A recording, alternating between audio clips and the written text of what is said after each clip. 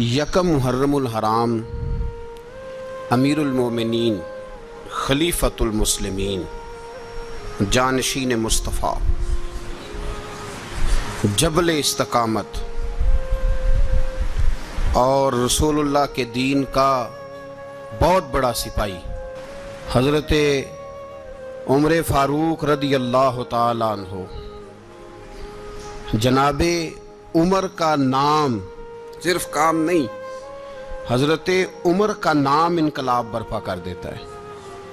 حضرت عمر کا نام کفر کے ایوانوں میں جبر، ظلم، شرک کی وادیوں میں جب حضرت عمر کا نام بھی لیا جائے تو بے ایمان کانپنا شروع ہو جاتے ہیں۔ حضرت عمر معمولی شخص نہیں، کچھ لوگ صدیوں کے بعد پیدا ہوتے ہیں اور کچھ لوگ ایسے ہوتے ہیں جو ایک ہی بار پیدا ہوتے ہیں، ان جیسا دوسرا پیدا ہوتا ہی نہیں۔ سارے صحابہ در رسالت مآب پہ خود آئے۔ یہ وہ عظیم شخص ہے جسے اللہ کے محبوب نے اللہ سے مانگ کے لیا ہے، کہا اے اللہ یہ مجھے دے دے، اللہ سے مانگ کے لیا ہے۔ اس لیے صوفیاء کہتے ہیں کچھ مرید ہوتے ہیں، کچھ مراد ہوتے ہیں۔ مرید وہ ہوتا ہے جو چل کے آتا ہے، آ کے مرید ہوتا ہے۔ مراد وہ ہوتا ہے جسے کہا جاتا ہے کہ یہ کبھی میرا بن جائے نا۔ حضرت عمر مصطفیٰ کریم کی مراد ہیں۔ اے اللہ اسلام کو عزت دے دے، میرے عمر کو کلمہ پڑھنے کی توفیق عطا فرما دے۔ اور کیسے دعا مانگی؟ وہ یار حضرت عمر کی تو اس فضیلت کا کوئی جواب نہیں دے سکتا، میرے رسول پاک علیہ السلام سب کے لیے ہی دعا مانگتے ہیں نا، حضور کی دعا عام ہے، لیکن مصطفیٰ کریم نے کعبے کا غلاف تھام لیا اور غلاف کعبہ کو حضور نے سینے سے لپٹایا اور سینے سے چمٹا کے کہا اے اللہ میں نے تو کبھی سوال ہی زیادہ نہیں کیے، میں کرنے آیا ہوں، مجھے عمر دے دے۔ کہ حضرت عمر رضی اللہ تعالیٰ عنہ کا آج یوم شہادت ہے۔ میرا تو دل کرتا تھا کہ فجر سے باتیں شروع ہوں اور سارا دن ہی عمر کی باتیں ہوتی رہیں، سارا دن جناب عمر کی باتیں، سارا دن، اس لیے کہ ذکر جناب عمر کا ہوگا پر راضی اللہ کے رسول ہوں گے۔ ہمارے ہاں منایا ہی نہیں جاتا، بابے اللہ کیتا ساؤن بھادروں اسو کتا تے منڈے جنوری فروری، تو اسلامی سال بھی گیا اور وہ تاریخیں بھی ساری گئیں۔ یکم محرم امت مسلمہ کے لیے بہت بڑا دن ہے، بہت بڑا دن۔ یہ شہادت ہے حضرت عمر فاروق کی رضی اللہ تعالی عنہ۔ یہاں چھوٹی چھوٹی باتوں پہ گورنمنٹ چھٹی کرتی پھرتی ہے، چھوٹی چھوٹی باتوں، الیکشن ہو گیا تو چھٹی، فلاں جگہ پہ تھوڑا سا کسی نے خبر دے دی کہ کوئی پریشانی ہے تو چھٹی، فلاں جگہ یہ ہو گیا تو چھٹی، یہاں تک کہ فلاں وزیر صاحب فلاں علاقے میں آئیں گے تو سارے علاقے کو چھٹی۔ اور اب تو اس سے بڑا حال ہونے لگا ہے، اگر جن لوگوں کی سندھ میں حکومت ہے ان کے لیڈر کا دن آیا تو اس دن چھٹی، اور جن کی پنجاب میں حکومت ہے ان کا دن آیا تو چھٹی۔ ہمارا مطالبہ ہے حکومت پاکستان سے، اگر سر اٹھا کے جینا چاہتے ہو تو یکم محرم کو چھٹی کیا کرو، اگر سر اٹھا کے جینا چاہتے ہو تو یکم محرم کو چھٹی کرو جناب عمر کے دن، اور ملت کے جوانوں کو بتاؤ کہ اگر عزت کی زندگی جینا چاہتے ہو تو اس طرح جیو جس طرح فاروق اعظم جی کے گئے ہیں۔ عزت اور وقار کی زندگی، جمہوریت حضرت عمر سے سیکھنی پڑے گی، حکومت کرنے کے طریقے حضرت عمر سے، رعایا کو سیکھنا پڑے گا کہ امیر کس طرح بنایا جاتا ہے اور امیر کس طرح کے ہوتے ہیں۔ یہاں لوگ ہمیں یورپ کی مثالیں دیتے ہیں، لوگ یہاں ہمیں آ کر کے امریکہ کی مثالیں، انہیں کیا پتا حکومت کیا ہوتی ہے؟ وہ کہتے ہیں جی وہ سائیکل پہ جاتا ہے ان کا حکمران۔ میں نے کہا وہ سائیکل پہ جاتا ہے؟ میرے عمر فاروق مدینے سے مکے گئے تھے تو پیدل ہی حج کرنے چلے گئے، پیدل ہی۔ اور جناب عمر فاروق رضی اللہ تعالیٰ عنہ عید کی نماز پڑھانے گئے، عید کی نماز عمر خطبہ عید دینے گئے۔ اور اس زمانے میں کون سا غریب ہے جو ننگے پاؤں جاتا ہو؟ کون سا غریب ہے جو مسجد ننگے پاؤں جاتا ہو؟ لوگوں نے تو 3 قسم کی چپلیں رکھی ہوئی ہیں، ایک مسجد جانے کی علیحدہ ہے، گھر پہننے کی علیحدہ ہے، شادی بیاہ پہ جانے کی چپل علیحدہ ہے۔ حضرت عمر فاروق رضی اللہ تعالیٰ عنہ نکلے عید کا خطبہ دینے کے لیے تو بیوی سے کہنے لگے جوتا اس نے کہا صاحب اتنی دفعہ ٹوٹا ہے اب گانٹھا نہیں جا سکتا، اتنی دفعہ ٹوٹا ہے کہ اب دوبارہ پیمند نہیں لگ سکتے. تو حضرت عمر کہنے لگے چل کوئی حرج نہیں ہے، بغیر جوتے کے ننگے پیر ہی چلتے ہیں، کوئی حرج نہیں. تو کہنے لگے لوگ کیا کہیں گے؟ فرمایا چپ کر. لوگ جس دن عمر نے یہ دیکھ لیا نا لوگ اس کے بارے میں کیا کہتے ہیں، اس دن عمر نہیں رہے گا. تو کہا پھر آپ کا نظریہ کیا ہے؟ فرمایا میرا نظریہ یہ ہے کہ رب رسول میرے بارے میں کیا کہتے ہیں. لوگوں کا کیا ہے؟ لوگ کل کسی کے بارے میں کچھ کہتے ہیں اور پرسوں کچھ کہتے ہیں. میرا نظریہ یہ ہے کہ رب رسول میرے بارے میں ننگے پیر عمر جا رہے ہیں. کون جی؟ میں بڑا ماڑا. اچھا جناب کیا غربت ہے؟ 10 قسم کے جوڑے لٹکے ہوئے ہیں کمرے میں اور پہننے کی فرصت نہیں. سویرے کیا پہننا ہے، شام کیا پہننا ہے، 15 سوٹ کٹھے استری ہو کے لانڈری والا بھیج رہا ہے. اور تو غریب ہے، تو بہت بڑا غریب ہے. اس لیے کہ غربت پیسوں کی وجہ سے نہیں ہوتی، غربت تو دل کی ہوتی ہے. تو واقعی بڑا غریب ہے اور تو غریب ہی رہے گا. امیر تو عمر فاروق تھے جو ننگے پاؤں چلے گئے عید کی نماز پڑھانے. تو رستے میں جو ملا کہنے لگا عمر جوتا تو پہن لو. فرمایا تمہیں عمر کا جوتا نہ پہننے کا نقص تو نظر آیا ہے، کوئی حرج نہیں. اگر عمر کو کبھی بتانا ہوا تو وہ والا نقص بتانا جو عمر کی سیرت میں پیدا ہو، کردار میں پیدا ہو، وہ والا نقص بتانا. یہ چھوڑو جوتے آتے جاتے رہتے. ننگے پاؤں گئے، پاؤں دھوئے، نماز پڑھائی، لوٹ آئے. حضرت سیدنا فاروق اعظم رضی اللہ تعالی اپنی زندگی کو ترتیب دیا. ایک دن بھی خلافت نہیں مانگی اللہ سے. حضرت عوف بن مالک اشجعی ایک صحابی ہیں. حضرت عوف بن مالک رضی اللہ تعالیٰ عنہ فرماتے ہیں کہ جناب ابو بکر صدیق کا زمانہ تھا تو میں نے خواب دیکھا. میں نے خواب میں جناب عمر کو دیکھا اور میں نے دیکھا کہ کوئی کہنے والا کہہ رہا ہے کہ عمر وہ ہے کہ اللہ کے رستے میں کوئی اسے جتنا مرضی برا بھلا کہے یہ پرواہ نہیں کرتا. کس کے رستے میں؟ بولے سارے. اس کا مطلب ہے اللہ کے رستے میں لوگ برا بھلا بھی. قرآن مجید نے کہا وَلَا يَخَافُونَ لَوْمَةَ لَائِمٍ. کچھ لوگ ایسے ہیں جو برا بھلا کہنے والوں کی پرواہ نہیں کرتے. آپ یقین کریں اگر پرواہ شروع ہو جائے نا تو دین کا کام ختم ہو جائے. نہ کوئی تقریر کرے، نہ کوئی تدریس کرے، نہ کوئی پیری مریدی کرے، ختم ہو جائے اگر باتوں کی پرواہ ہو. لیکن وہ پرواہ. حضرت عوف بن مالک اشجعی کہتے ہیں میں نے خواب میں دیکھا کہ عمر وہ ہے جو کسی کی پرواہ. اور دوسری بات میں نے یہ دیکھی کہ عمر خلیفہ بنے گا. اور تیسری بات میں نے خواب میں یہ دیکھی کہ عمر شہید بھی کیا جائے گا، عمر شہید بھی ہوگا. یہ میں نے 3 باتیں خواب میں دیکھی. فرماتے ہیں میں نے آ کے خواب حضرت ابو بکر صدیق کو سنائی. وہ خلیفہ تھے. وہ کہنے لگے ٹھہر جا، میں عمر کو بلاتا ہوں، اس کے سامنے دوبارہ سنانا. اس کے سامنے. فرماتے ہیں میں نے بلایا حضرت عمر فاروق کو، آ کے بیٹھے.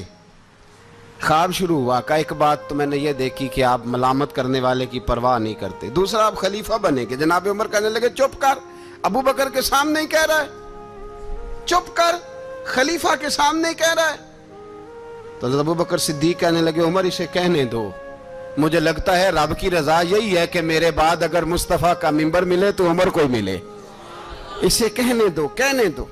یار یہاں تو لوگ ڈینگے مارتے ہیں، یہاں تو لوگ دعوے کرتے ہیں میرے سامنے فلانے کو بھی بٹھاؤ، فلانے کو بھی بٹھاؤ، اس کو کیا پتا، اس کو کیا پتا. یہ تو بڑکے مارنے کا دور ہے.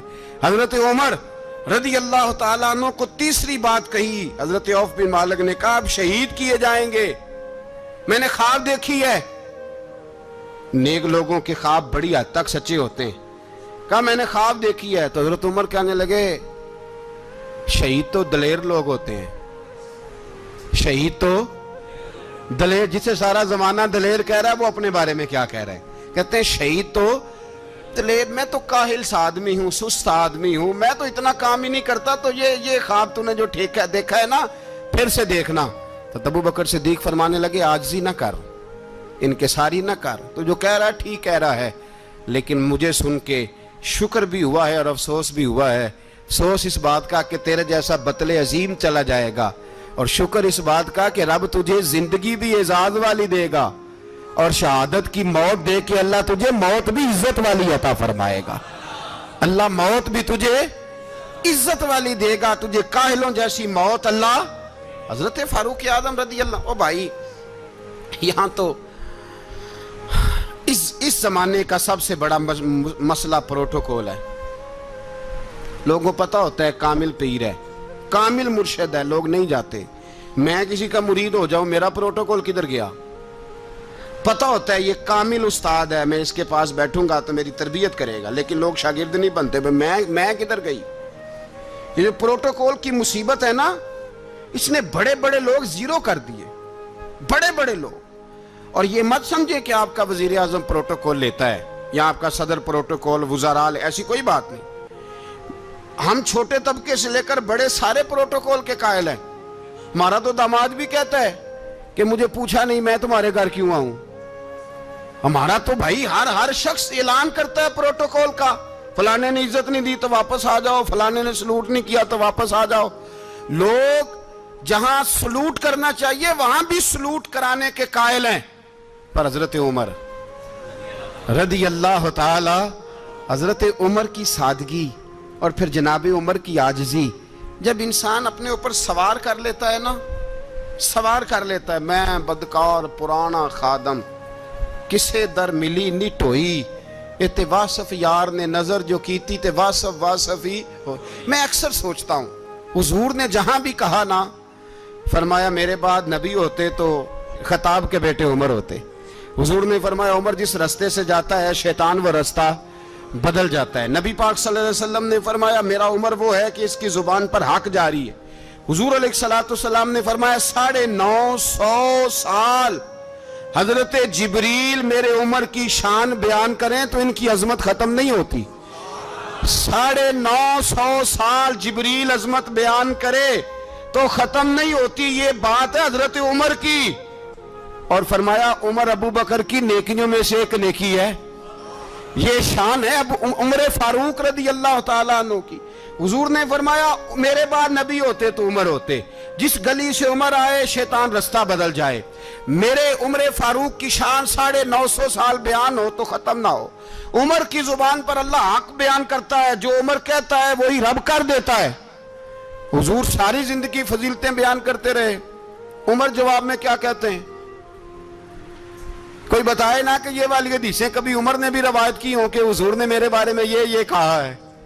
یہ روایتیں وہ روایت نہیں کرتے. ان سے جب لوگ کہتے عمر تیری بڑی بات ہے تو عمر رو پڑتے, کہتے میں تو اونٹ چرانے والے باپ کا بیٹا ہوں, میں تو اونٹ چرانے والے باپ کا بیٹا, اونٹ چرا. اس سے آگے عمر گئے ہی نہیں ساری زندگی, اس سے آگے لفظ ہی نہیں ادا کی. اور میں تو بھائی اونٹ چرانے والا, میرا باپ تو اونٹ چرایا کرتا تھا, 10 اونٹ تھے, میری ڈیوٹی ہوتی تھی, سنبھالے نہیں جاتے تھے, ابا ڈنڈوں سے مارتا تھا.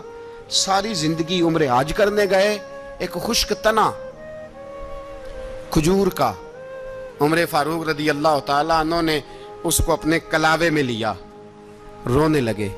لوگوں نے کہا عمر کیا ہوا؟ فرمانے لگے یہاں میں اونٹ چرایا کرتا تھا, یہاں میں اونٹ چراتا تھا, 10 اونٹ سنبھالے نہیں جاتے تھے. دیکھو رسول اللہ کی شان, آج ساری امت چلانے کا طریقہ عطا فرما دیا ہے. ساری نظریے سے پیار.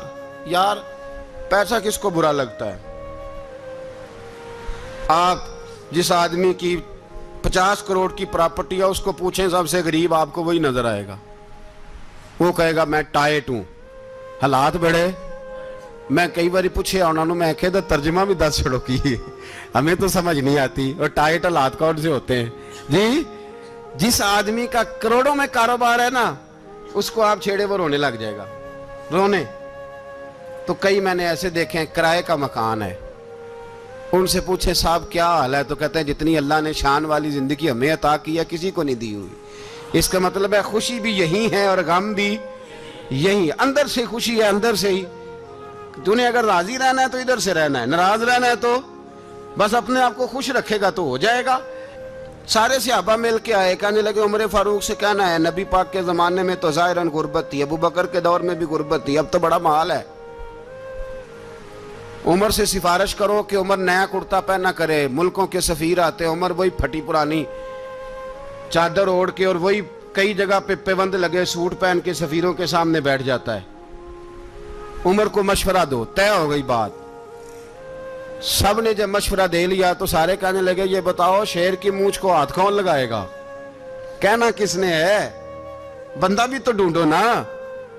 نے کہا جناب میرا یہ خیال ہے کہ مولا علی شیر خدا کہیں گے، کیونکہ جس شخص کی عمر کو سب سے زیادہ حیا کرتے دیکھا وہ شیر خدا مولا علی ہے رضی اللہ تعالی علی کہیں گے۔ اس لیے کہ جناب علی تو کئی دفعہ جب گفتگو کرتے تھے تو حضرت عمر چپ کر جاتے تھے اور فرماتے تھے علی نہ ہوتا تو میں ہلاک ہو جاتا۔ تو کہا علی سے کہو۔ جناب علی شیر خدا کو بلایا، کس کام کے لیے؟ جی اللہ اکبر۔ یہ ذرا اپنے اس دور پہ اس بات کو ذرا لاکا جناب ان سے کہیں کہ زیادہ نہیں، ایک کرتا نیا پہن لے، سفیر آتے ہیں وزیر آتے ہیں تو ایک کرتا نیا پہن لے۔ حضرت علی کو بلایا، آپ فرمانے لگے کوئی اور بات ہوتی تو میں کہہ دیتا، یہ والی میں نہیں کہہ سکتا۔ کوئی اور ہوتی تو میں عمر کو کئی دفعہ کہہ دیتا ہوں، جلال میں بھی تو سن، یہ والی میں نہیں کہہ سکتا۔ میں تمہیں ایک مشورہ دیتا ہوں۔ کہا وہ کیا؟ کہنے لگے سیدہ عائشہ صدیقہ سے کہو، وہ مومنوں کی ماں ہیں، عمر ٹالے گا نہیں۔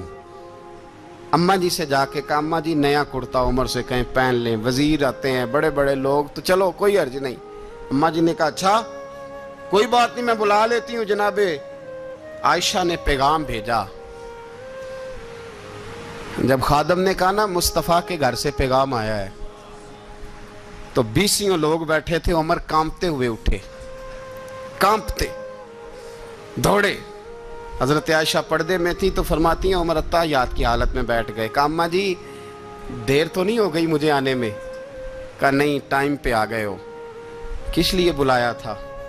کہا عمر دیکھو غربت کے معاملات اور ہوتے ہیں، جب اللہ آسانی دے تو کوئی چیز استعمال کرنا حرام نہیں ہوتی، اگر حرام ہے تو بتاؤ۔ کہا نہیں اماں جی حلال ہی ہے۔ تو فرمایا پھر اتنے سفیر آتے ہیں مشیر آتے ہیں، اب تو مال غنیمت بڑا آتا ہے، ڈھیر لگ جاتے ہیں مسجد میں، تو چل ایک نیا کرتا تم بھی پہن لیا کرو، اور آپ نیا کرتا پہنو گے تو دھاک بیٹھے گی غیروں پر۔ تو صحابہ کا مشورہ ہے کہ آپ نیا لباس پہنے۔ اماں جی کہتی ہے میں نے حکم دیا تو عمر چپ کر گئے، گردن جھک گئی۔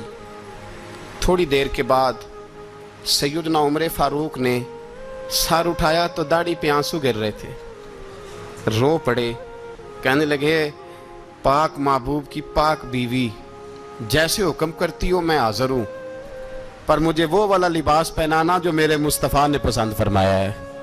اگر یہ رنگ رسول پاک کا ہے تو میں حاضر ہوں، اور اگر نبی پاک کا نہیں تو پھر جیسے آپ حکم کریں۔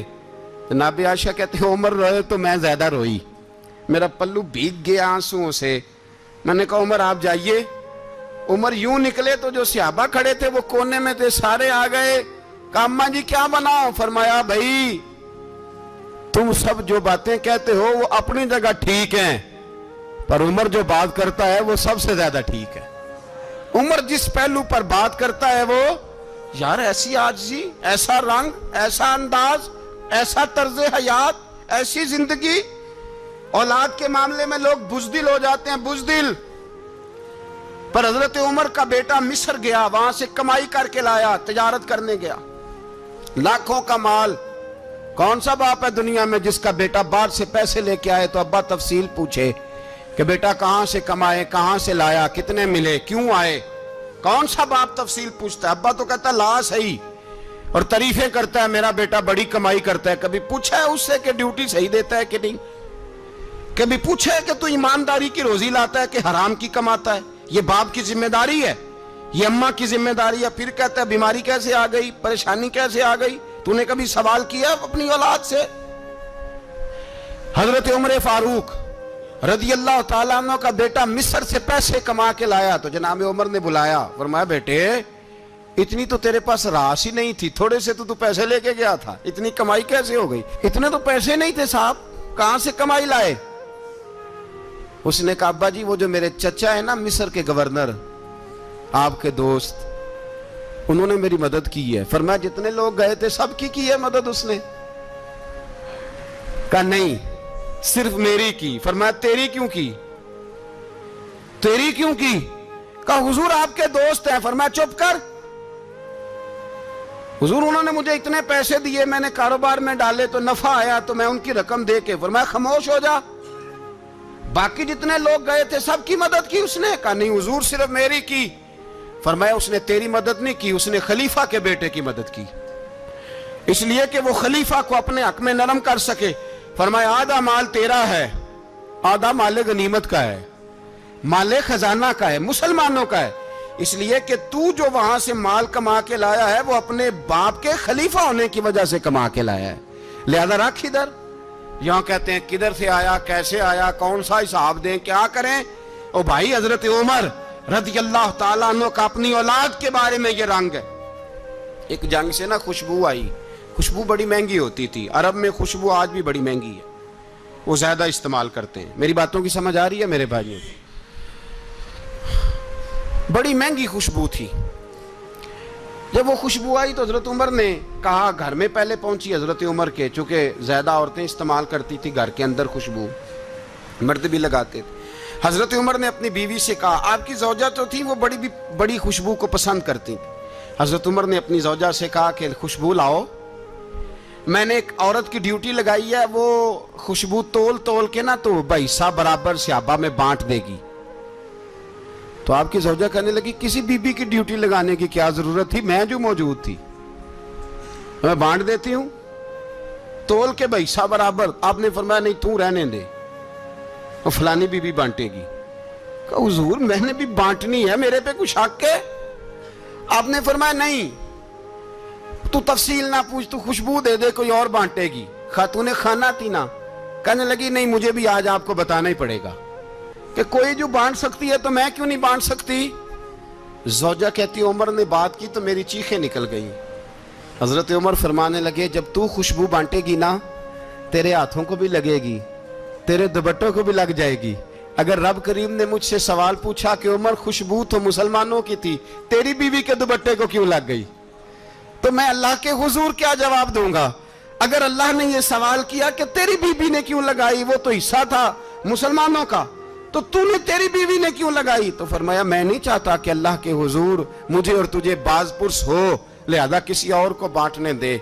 ज़ौजा रोई और तड़प के कहने लगी, उमर मुझे लगता है सुबह कयामत भी तेरी बीवी होने की वजह से अल्लाह मुझे जन्नत अता फरमा देगा, तेरी ज़ौजा होने की बरकत से। भाई ये मेयार रखा, खुदा की कसम ऐसा शख्स तारीख में दोबारा नहीं आया।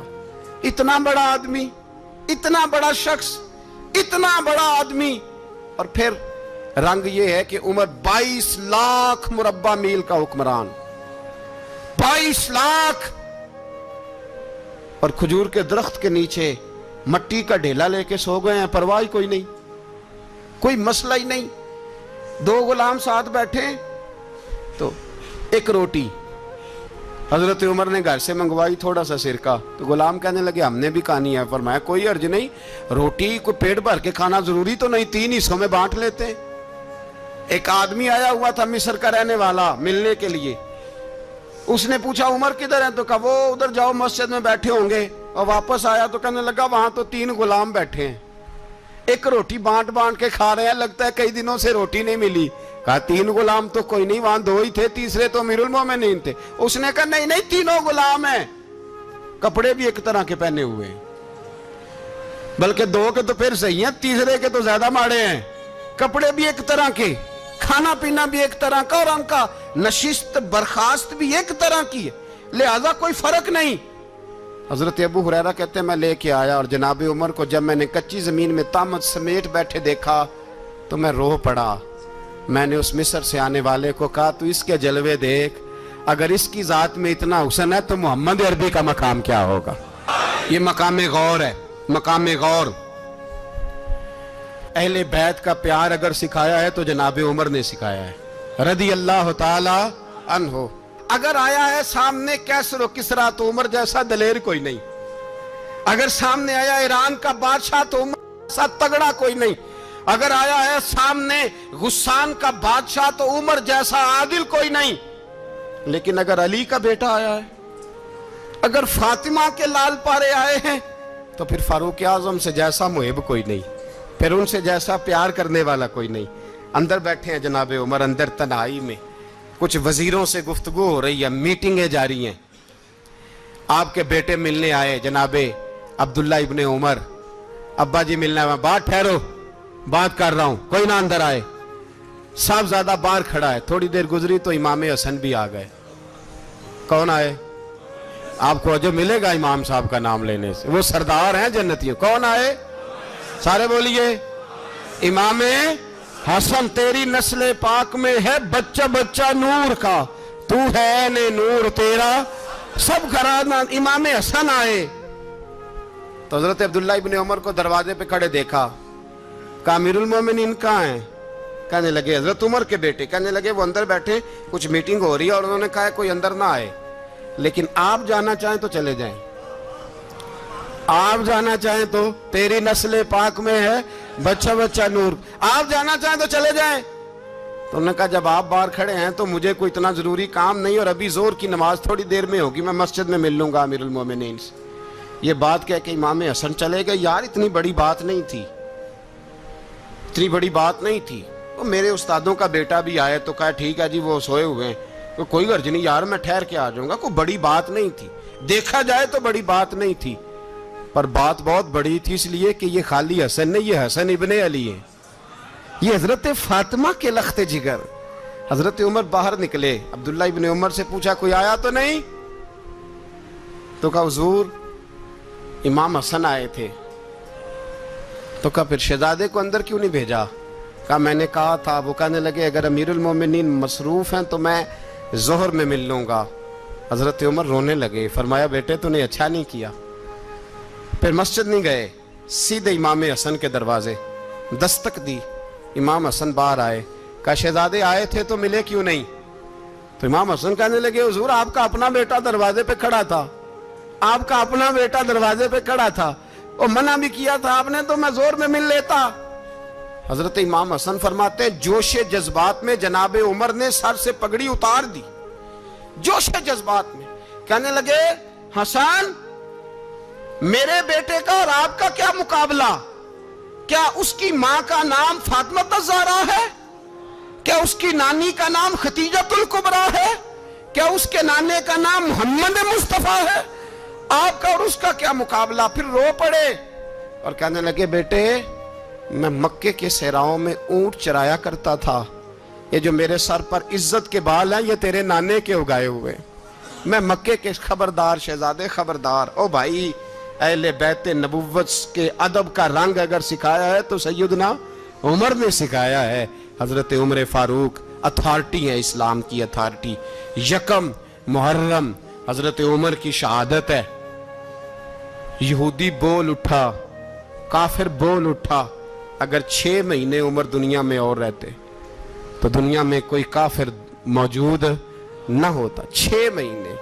اور جب اس بطل جلیل کا جنازہ اٹھا، اللہ بخاری پڑھیے نا، اللہم ارزقنا شہادت فی سبیلک، اللہ بسترے کی موت نہ دینا، شہادت کی دینا۔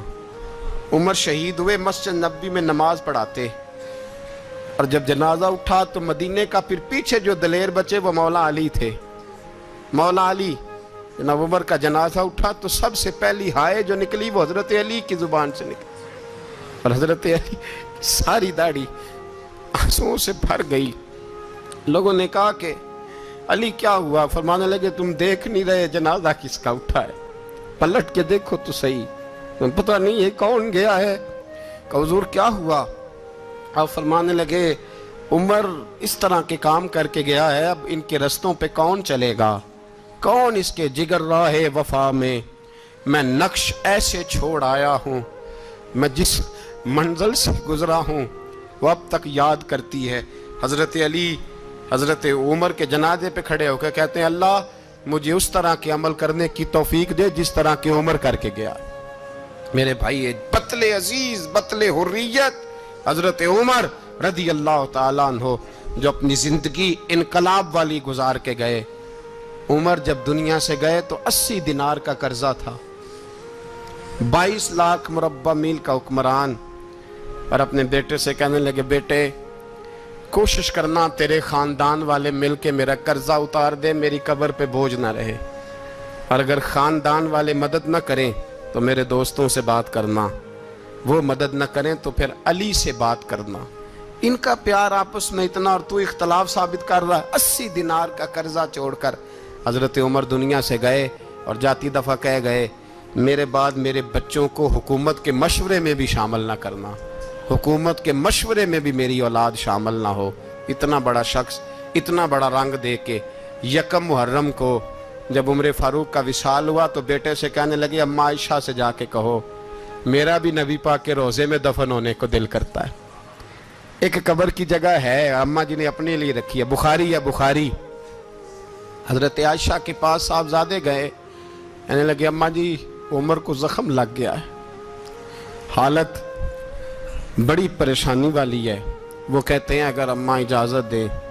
سید عائشہ رو پڑی, فرمانے لگی کہ وہ اپنی قبر کی جگہ تو نہیں نہ کسی کو دیتا, پر عمر نے کمال ہی بڑا کیا. اسے کہو جاؤ گنبد خضرا میں قیامت تک جو مصطفیٰ پہ اور ابو بکر پہ سلام پڑھے گا وہ تجھ پہ بھی سلام پڑھ کے جائے گا. جاؤ میں نے جگہ دی. اعلیٰ حضرت فاضل بریلوی رحمۃ اللہ علیہ فرماتے ہیں وہ عمر جس کے آدھا پہ شیدہ شکر, اس خدا دوست حضرت پہ لاکھوں سلام. اس خدا دوست حضرت پہ آپ یقین کریں ممبر پہ بیٹھا ہوں, حضرت عمر کا جب نام لیتا ہوں تو میرے وجود کے رونگٹے کھڑے ہو جاتے ہیں. حضرت عمر کی زندگی جب پڑھتا ہوں تو لگتا ہے خدایا ایسے شخص بھی دنیا میں آئے, ایسے